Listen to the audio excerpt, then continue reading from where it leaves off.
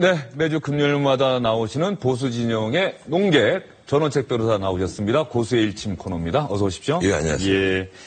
조금 전에 이철희 의원과 김경진 의원 말씀 나누는 거 직접 옆에서 들으셨는데요. 예. 어떻습니까? 지금 민주당과 국민의당 선거 전략 잘 잡고 나간다고 보십니까? 글쎄요, 제가 만약에 이 캠프를 지휘하는 사람이었다면, 이러지는 않았을 거다 하는 것이 각 진영마다 다 있죠. 특히, 문재인 후보 캠프는 지금 1위를 달리고 있으니까, 약점보다는 강점이 더 많다고 보이지만, 안철수 후보 캠프에서는 뭔가 실책들이 좀 보이지 않느냐. 근데 후보 토론회 때 스스로 이제 프레임을 써버린 거예요. 제가 MB 아파트입니까? 이 얘기 하나만으로도 아마 저는 최소한 2% 정도는 하락했지 않을까. 이런 생각을 합니다. 그래서 밑에 이 준비를 하는 참모들이 매사 좀 꼼꼼해야 된다. 이 슬로건을 하나 만들어내는 것도 보면 사실 양진영 다 밋밋해요. 그런데 이 광고를 아까 말씀드렸는데 광고는 솔직히 말해서 문재인 후보 쪽의 승리입니다. 우리가 이 선전에 관해서 좋게 표현하면 선전인데 나쁘게 표현하면 선동, 데마고깅이라고 합니다. 정치학에 있어서는. 근데 세계적인 이제 이 천재성을 보인 사람들이 바로 아돌프 히틀러와 파울 게벨스인데 그 사람들이 한 얘기들, 그것도 나이 투쟁, 제3제국의 흥망, 이런 책들을 읽어보면, 히틀러의 3대 선전 법칙이 있어요. 하나는 눈물로서 감동을 주고, 불로서 사람을 격동시키고, 그래서 횃불 전당대회를 합니다. 우리나라에서 이게 촛불 민심을 폄하하는 것이 아니라, 촛불을 들이기 때문에, 더 많은 이 젊은이들과 청년들, 그리고 시민들이 모일 수 있는 겁니다. 촛불로서 사람을 격동시키고 또 피로서 사람을 결집시킨다. 눈물과 불과 피. 이게 데마고깅의 3대 원칙이죠. 근데 그러면서 보면 문재인 후보의 아까 두 번째 광고는 눈물을 비치지 않습니까? 이 세월호 기억식에서 쫙 촬영을 했던 것 중에 편집을 해서 내보낸 광고인데. 감성 터치 말씀하시는 거죠? 상당히 성공적이라고 보이죠. 예. 그리고 조금 전에 들어온 소식인데 바른정당의 이은재 의원이 자유한국당, 새누리당에서 탈당해서 바른정당을 만들었는데 오늘 다시 탈당해서 자유한국당으로 돌아가겠다 이렇게 얘기를 했어요. 기자들하고 일문일답까지 했는데 이건 도대체 어떻게 봐야 하는 겁니까? 문자 그대로 제가 이게 방송용어로는 적합한 용어는 아닌데 왕년에 우리가 국회의원들이 막 권력을 쫓아서 왔다 갔다 하면 철새라고 부르지 않았습니까? 본래의 자기 자리로 돌아가는 거니까 그런 표현을 또 쓸 수 있을지는 모르겠는데 그분이 강남구가 지역구입니다. 서울 강남구가 지역구인데 지금 자유한국당으로 돌아가겠다는 분이 언론 보도를 보면 한 6, 7명, 그리고 또, 국민의당과 통하고 있는 분들이 언론 보도에는 또 30명 이렇게 나오거든요. 지금 바른정당이라는 것이 새로운 보수를 지향한다 했을 때는 사실은 단순히 도덕성 문제가 아니고 정치성 문제였습니다. 바른정당은 자유한국당 쪽 구새누리당을 두고 도덕성을 꾸짖었고 또 새누리당은 사실은 유승민 후보의 이른바 따뜻한 보수 개념을 두고 정체성을 두고 공격을 했는데 그 반면에 또 유승민 후보나 김무성 전 대표 이런 분들이 사실 우리 바른정당이야말로 새로운 보수가 지향해야 될 방향이다 이렇게 얘기를 했단 말이에요. 이념과 정책을 같이 한 데서 뭉쳐서 나왔는데 다시 지금 대통령 선거 과정에서 유승민 후보의 지지도가 5%를 채참 잘 넘지를 못하고 있으니까 저렇게 자유한국당으로 돌아가는 것 아니냐. 그것이 후보 단일화에 큰 기여를 하는 것 같으면 또 모르겠는데 사실 이현재 의원이 내가 그분을 폄하할 생각은 없어요. 그렇게 정치적으로 어떤 파워를 가지신 분은 아니란 말이에요. 다만 이제 국회의원 한 분이 떨어져서 나간 건데 그 앞에 또 반대로 자유한국당에서 지상욱 의원 같은 분은 또 바른정당으로 옮기지 않습니까? 네. 그래서 제가 보기로는 참 우리 정치판을 더 어지럽히고 우리 보수의 신망을 더 무너뜨리는 그런 행위로밖에 제 눈에는 보이지 않습니다. 그러면은요.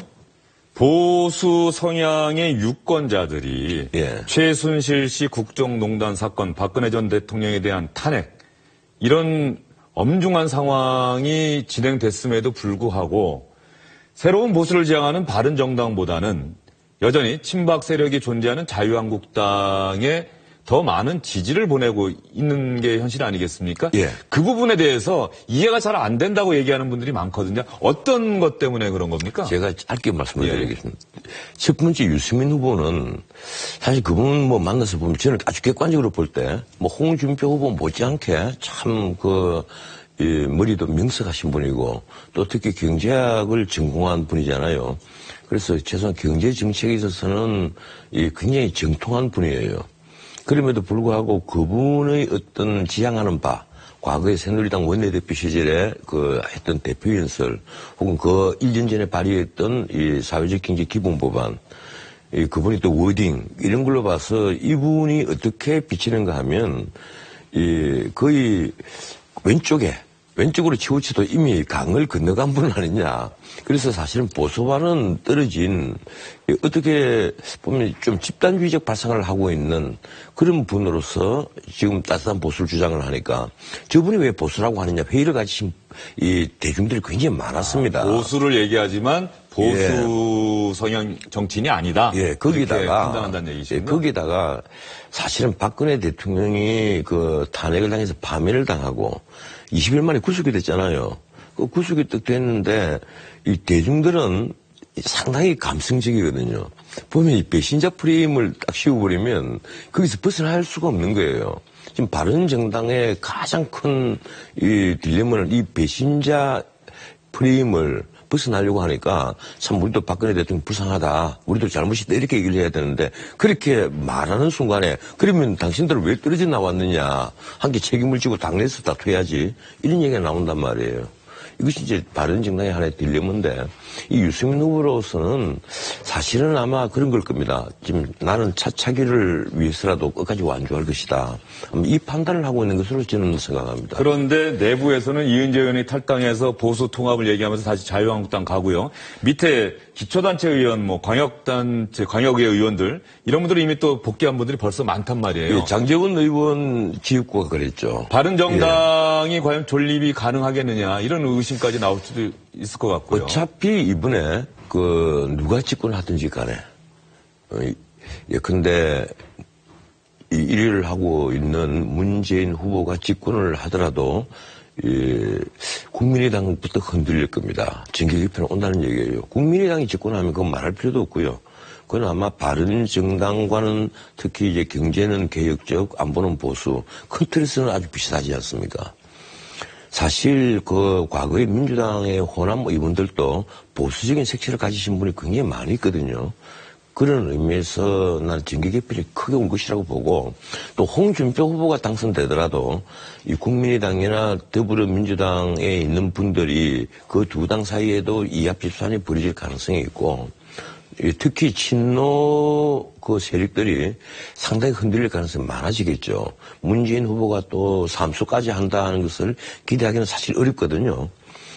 예, 그리고 바른정당의 경우는 어떻든 지금 유승민 후보가 얼마나 카리스마를 발휘할지는 모르겠습니다만은 이 대통령 선거가 끝나고 나면 어느 쪽이든지 흔들려서 어쩌면 당이 와야 될 수도 있고 반명하는 정당으로 갈 수도 있는데 그건 아마 지금 바른정당 안에 있는 분들은 그런 생각을 하지 않을 겁니다.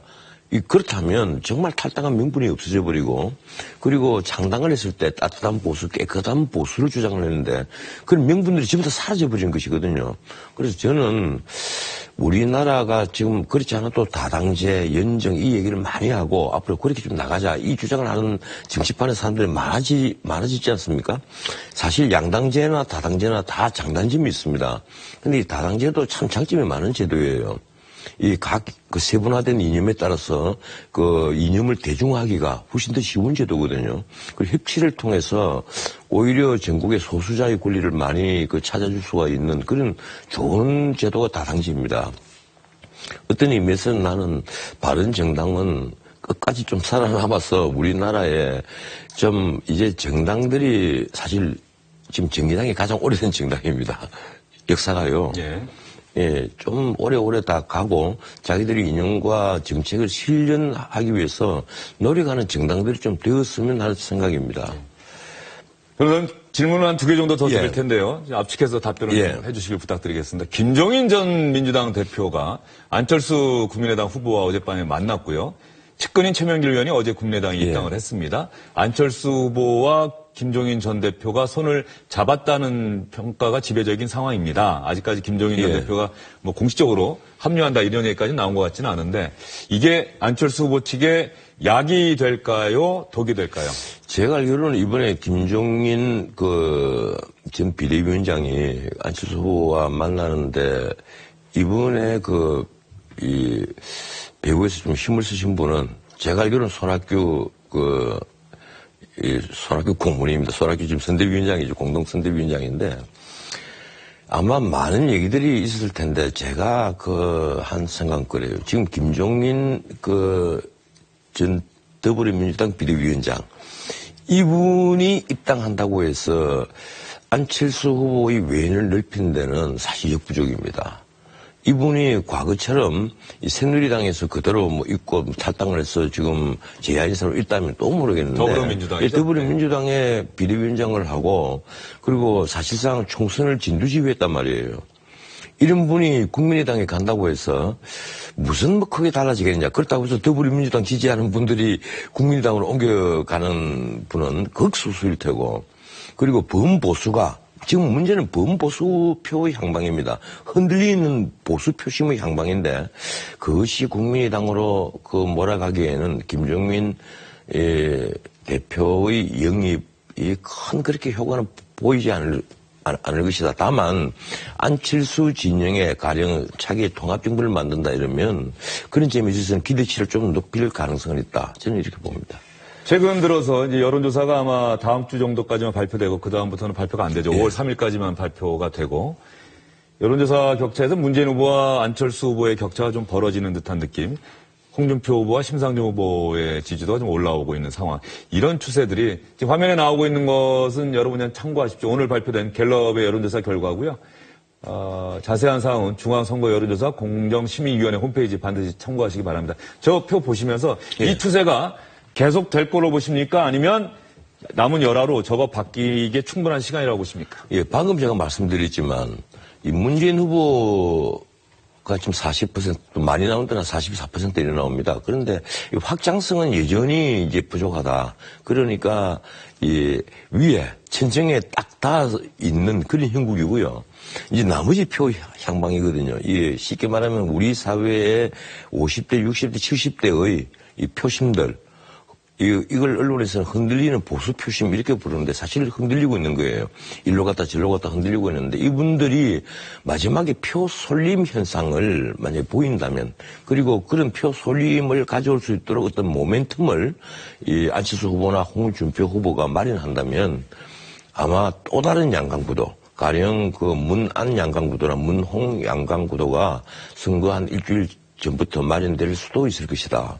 근데 그러기에는 사실 지금 시간이 너무 촉박하고, 그래서 문재인 후보 진영에서는 본인들은 지금 몸조심한다고 하고 입조심한다고 하지만 제가 보기에는 70% 정도의 고지는 능선을 넘었었고, 고지가 바로 눈앞에 있는 것인데 사실 이럴 때도 실족을 많이 합니다. 세계 이제 선거사들을 네. 보면 바로 한 5일 전까지 압도적인 우세를 보이다가 마지막에 어떤 치명적인 어떤 문제가 터져 나와서 실수를 하고 또 패배를 하는 것이거든요. 오늘 당장 지금 트럼프가 이 사드무기 얘기하지 않습니까? 사드무기 돈 1조 한 7억 받아야 되겠다. 이런 것이 과연 이 보수 쪽에 어떤 영향을 미치겠습니까? 보수 표심에게. 이제 그런 저런 문제들이 있으니까 앞으로 한 며칠만 더 지켜보면 이제 거의 마지막 결론이 나올 것 같습니다. 알겠습니다. 전원책 변호사님하고는 이제 대선 이후에 뵈야 될 것 같습니다. 다음 금요일이 어린이날이죠. 알겠습니다. 오늘 말씀 잘 들었습니다. 많은 제도예요. 이 각 그 세분화된 이념에 따라서 그 이념을 대중화하기가 훨씬 더 쉬운 제도거든요. 그 협치를 통해서 오히려 전국의 소수자의 권리를 많이 그 찾아줄 수가 있는 그런 좋은 제도가 다당제입니다. 어떤 의미에서 나는 바른정당은 끝까지 좀 살아남아서 우리나라에 좀 이제 정당들이 사실 지금 정의당이 가장 오래된 정당입니다. 역사가요. 예. 예, 좀 오래오래 다 가고 자기들이 이념과 정책을 실현하기 위해서 노력하는 정당들이 좀 되었으면 하는 생각입니다. 그럼 질문을 한 2개 정도 더 드릴 예. 텐데요. 압축해서 답변을 예. 좀 해주시길 부탁드리겠습니다. 김종인 전 민주당 대표가 안철수 국민의당 후보와 어젯밤에 만났고요. 측근인 최명길 의원이 어제 국민의당에 예. 입당을 했습니다. 안철수 후보와 김종인 전 대표가 손을 잡았다는 평가가 지배적인 상황입니다. 아직까지 김종인 전 예. 대표가 뭐 공식적으로 합류한다 이런 얘기까지 나온 것 같지는 않은데 이게 안철수 후보 측에 약이 될까요? 독이 될까요? 제가 알기로는 이번에 김종인 전 비대위원장이 안철수 후보와 만나는데 이번에 이 배우에서 좀 힘을 쓰신 분은 제가 알기로는 손학규 고문입니다. 손학규 지금 선대위원장이죠. 공동선대위원장인데 아마 많은 얘기들이 있었을 텐데 제가 한 생각 그래요. 지금 김종인 전 더불어민주당 비대위원장 이분이 입당한다고 해서 안철수 후보의 외연을 넓히는 데는 사실 역부족입니다. 이분이 과거처럼 이 새누리당에서 그대로 뭐 있고 탈당을 해서 지금 제2인사로 있다면 또 모르겠는데 더불어민주당이죠? 더불어민주당의 비대위원장을 하고 그리고 사실상 총선을 진두지휘했단 말이에요. 이런 분이 국민의당에 간다고 해서 무슨 뭐 크게 달라지겠느냐. 그렇다고 해서 더불어민주당 지지하는 분들이 국민의당으로 옮겨가는 분은 극소수일 테고 그리고 범보수가 지금 문제는 범보수표의 향방입니다. 흔들리는 보수 표심의 향방인데 그것이 국민의당으로 몰아가기에는 김종민 대표 같은 분은 또 바른정당으로 옮기지 않습니까? 네. 그래서 제가 보기로는 참 우리 정치판을 더 어지럽히고 우리 보수의 신망을 더 무너뜨리는 그런 행위로밖에 제 눈에는 보이지 않습니다. 그러면은요.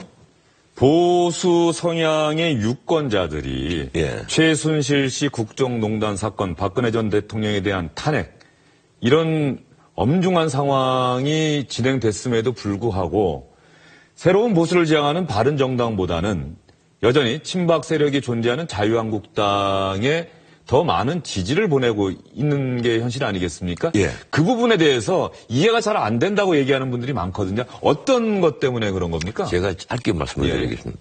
첫 번째 유승민 후보는 사실 그분 만나서 보면 저는 아주 객관적으로 볼 때 홍준표 후보 못지않게 참 머리도 명석하신 분이고 또 특히 경제학을 전공한 분이잖아요. 그래서 최소한 경제 정책에 있어서는 굉장히 정통한 분이에요. 그럼에도 불구하고 그분의 어떤 지향하는 바, 과거에 새누리당 원내대표 시절에 했던 대표 연설, 혹은 1년 전에 발의했던 이 사회적 경제 기본법안, 그분이 또 워딩, 이런 걸로 봐서 이분이 어떻게 비치는가 하면, 거의 왼쪽으로 치우쳐도 이미 강을 건너간 분 아니냐. 그래서 사실은 보수와는 떨어진 어떻게 보면 좀 집단주의적 발상을 하고 있는 그런 분으로서 지금 따뜻한 보수를 주장을 하니까 저분이 왜 보수라고 하느냐 회의를 가지신 이 대중들이 굉장히 많았습니다. 보수를 얘기하지만 보수 성향 정치인이 아니다. 예, 거기다가 판단한다는 얘기시군요. 거기다가 사실은 박근혜 대통령이 탄핵을 당해서 파면을 당하고 20일 만에 구속이 됐잖아요. 구속이 딱 됐는데 이 대중들은 상당히 감성적이거든요. 보면 이 배신자 프레임을 딱 씌워버리면 거기서 벗어날 수가 없는 거예요. 지금 바른정당의 가장 큰 이 딜레마는 이 배신자 프레임을 벗어나려고 하니까 참 우리도 박근혜 대통령 불쌍하다. 우리도 잘못이다. 이렇게 얘기를 해야 되는데 그렇게 말하는 순간에 그러면 당신들은 왜 떨어져 나왔느냐. 함께 책임을 지고 당내에서 다투어야지. 이런 얘기가 나온단 말이에요. 이것이 이제 바른정당의 하나의 딜레마인데 이 유승민 후보로서는 사실은 아마 그런 걸 겁니다. 지금 나는 차차기를 위해서라도 끝까지 완주할 것이다.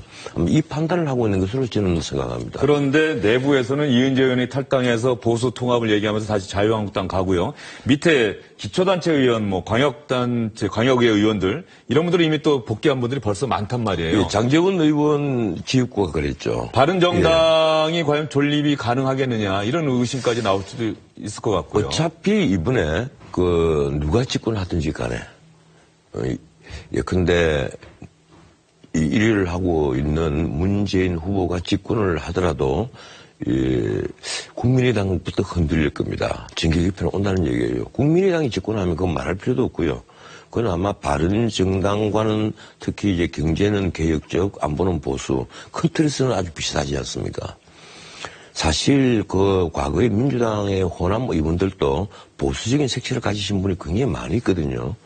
그런 의미에서 난 정계 개편이 크게 온 것이라고 보고 또 홍준표 후보가 당선되더라도 이 국민의당이나 더불어민주당에 있는 분들이 그 두 당 사이에도 이합 집산이 벌어질 가능성이 있고 특히 친노 세력들이 상당히 흔들릴 가능성이 많아지겠죠. 문재인 후보가 또 삼수까지 한다는 것을 기대하기는 사실 어렵거든요.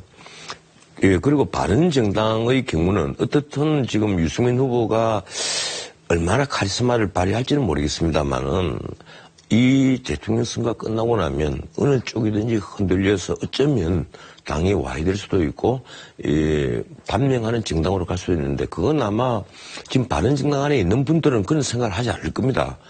그렇다면 정말 탈당한 명분이 없어져 버리고 그리고 창당을 했을 때 따뜻한 보수, 깨끗한 보수를 주장을 했는데 그런 명분들이 전부 다 사라져 버린 것이거든요.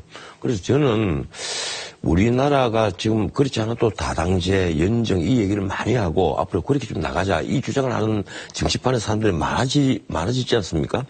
사실 양당제나 다당제나 다 장단점이 있습니다. 근데 이 다당제도 참 장점이 네, 매주 금요일마다 나오시는 보수 진영의 농객 전원책 변호사 나오셨습니다. 고수의 일침 코너입니다. 어서 오십시오. 예, 안녕하세요. 예.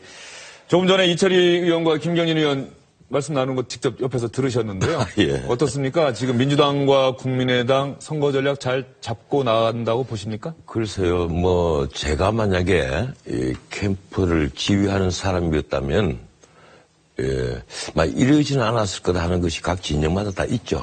특히, 문재인 후보 캠프는 지금 1위를 달리고 있으니까, 약점보다는 강점이 더 많다고 보이지만, 안철수 후보 캠프에서는 뭔가 실책들이 좀 보이지 않느냐. 근데 후보 토론회 때 스스로 이제 프레임을 써버린 거예요. 제가 MB 아파트입니까? 이 얘기 하나만으로도 아마 저는 최소한 2% 정도는 하락했지 않을까. 이런 생각을 합니다. 그래서 밑에 이 준비를 하는 참모들이 매사 좀 꼼꼼해야 된다. 이 슬로건을 하나 만들어내는 것도 보면 사실 양진영 다 밋밋해요. 그런데 이 광고를 아까 말씀드렸는데 광고는 솔직히 말해서 문재인 후보 쪽의 승리입니다. 우리가 이 선전에 관해서 좋게 표현하면 선전인데 나쁘게 표현하면 선동, 데마고깅이라고 합니다. 정치학에 있어서는. 근데 세계적인 이제 이 천재성을 보인 사람들이 바로 아돌프 히틀러와 파울 게벨스인데 그 사람들이 한 얘기들, 그것도 나이 투쟁, 제3제국의 흥망, 이런 책들을 읽어보면, 히틀러의 3대 선전 법칙이 있어요. 하나는 눈물로서 감동을 주고, 불로서 사람을 격동시키고, 그래서 횃불 전당대회를 합니다. 우리나라에서 이게 내 촛불 민심을 폄하하는 것이 아니라, 촛불을 들이기 때문에 더 많은 이 젊은이들과 청년들, 그리고 시민들이 모일 수 있는 겁니다. 촛불로서 사람을 격동시키고 또 피로서 사람을 결집시킨다. 눈물과 불과 피. 이게 데마고깅의 3대 원칙이죠. 근데 그러면서 보면 문재인 후보의 아까 두 번째 광고는 눈물을 비치지 않습니까? 이 세월호 기억식에서 쫙 촬영을 했던 것 중에 편집을 해서 내보낸 광고인데. 감성 터치 말씀하시는 거죠? 상당히 성공적이라고 보이죠. 예. 그리고 조금 전에 들어온 소식인데 바른정당의 이은재 의원이 예.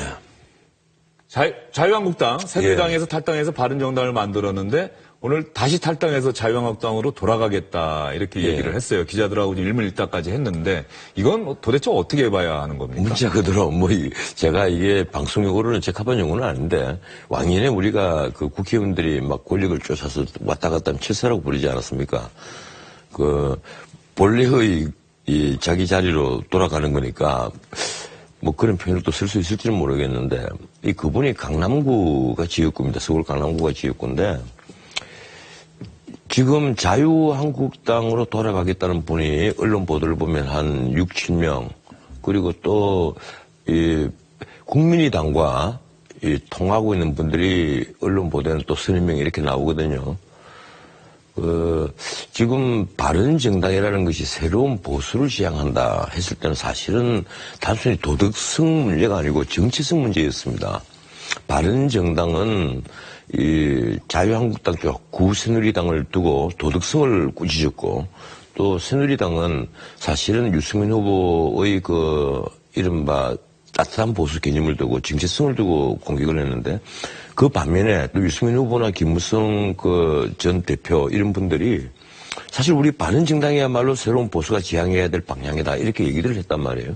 그 이념과 정책을 같이 한 데서 뭉쳐서 나왔는데 다시 지금 대통령 선거 과정에서 유승민 후보의 지지도가 5%를 채 참 잘 넘지를 못하고 있으니까 저렇게 자유한국당으로 돌아가는 것 아니냐. 그것이 뭐 후보 단일화에 큰 기여를 하는 것 같으면 또 모르겠는데 사실 이현재 의원이 내가 그분을 폄하할 생각은 없어요. 그렇게 정치적으로 어떤 파워를 가지신 분은 아니란 말이에요. 다만 이제 국회의원 한 분이 떨어져서 나간 건데 뭐 그 앞에 또 반대로 자유한국당에서 지상욱 의원